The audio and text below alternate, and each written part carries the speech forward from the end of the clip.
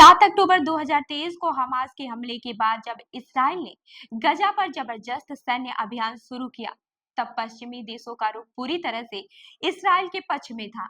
America समेत कई देशों ने हथियार, फंडिंग और समर्थन देकर इसराइल को खुलकर साथ दिया। लेकिन अब वही देश फ्रांस, ब्रिटेन और कनाडा खुलेआम इसराइल की निंदा कर रहे हैं। इन तीनों देशों ने हाल ही में एक साझा बयान जारी किया है, जिसमें इसराइल से गजा में सैन्य हमले रोकने की मांग की गई है। उन्होंने साफ कहा है कि यह युद्ध पूरी तरह गैर जरूरी हो चुका है।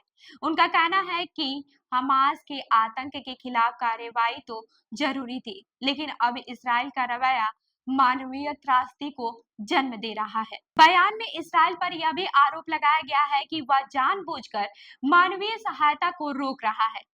गजा में जरूरतमंद लोगों को खाना, पानी और दवाएं नहीं मिल पा रही हैं। संयुक्त राष्ट्र ने चेतावनी दी है कि अगर 48 घंटे में मदद नहीं पहुंची तो करीब 14,000 बच्चों की जान जा सकती है।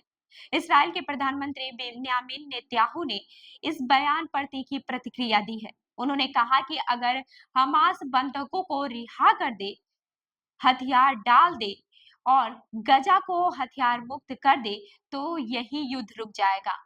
उन्होंने अपने ऊपर अंतर्राष्ट्रीय अपराध न्यायालय के वारंट को भी यहूदी विरोधी बताकर खारिज कर दिया। मौजूदा हालात में सबसे बड़ा मोड़ तब आया जब 23 मार्च को एक इस्राएली हमले में 15 सहायक कर्मियों की मौत हो गई। इस घटना में इसराइल ने पहले कहा कि यह काफिला अंधेरे में संदिग्ध गतिविधियों में शामिल था, लेकिन बाद में एक मोबाइल वीडियो ने उनके झूठ को उजागर कर दिया। यह घटना एक तरह से इसराइल के खिलाफ वैश्विक माहौल बदलने की वजह बन गई। वहीं अब यूरोपीय नेताओं का कहना है कि अगर नेतन्याहू सरकार युद्ध और मानवीय रोकथाम जारी रखती है तो और भी कठोर कदम उठाए जाएंगे। इसमें फलस्तीन को स्वतंत्र देश के तौर पर मान्यता देना भी शामिल हो सकता है। फ्रांस और ब्रिटेन दोनों इस पर विचार कर रहे हैं। इसराइल के लिए सबसे बड़ी चिंता यह है कि अब वो पश्चिमी देशों पर अपना प्रभाव खोता दिख रहा है। पहले जो देश उसका समर्थन कर रहे थे, अब वही उसकी रणनीति को क्रूर और अस्वीकार्य बता रहे हैं।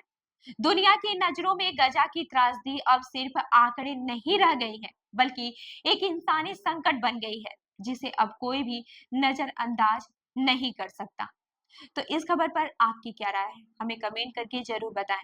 और ऐसे ही अन्य खबरों के लिए हमारे चैनल को लाइक करें, शेयर करें और सब्सक्राइब करना न भूलें। मिलते हैं अगले वीडियो में, तब तक के लिए देखते रहिए लखनऊ सुपरफास्ट न्यूज। धन्यवाद।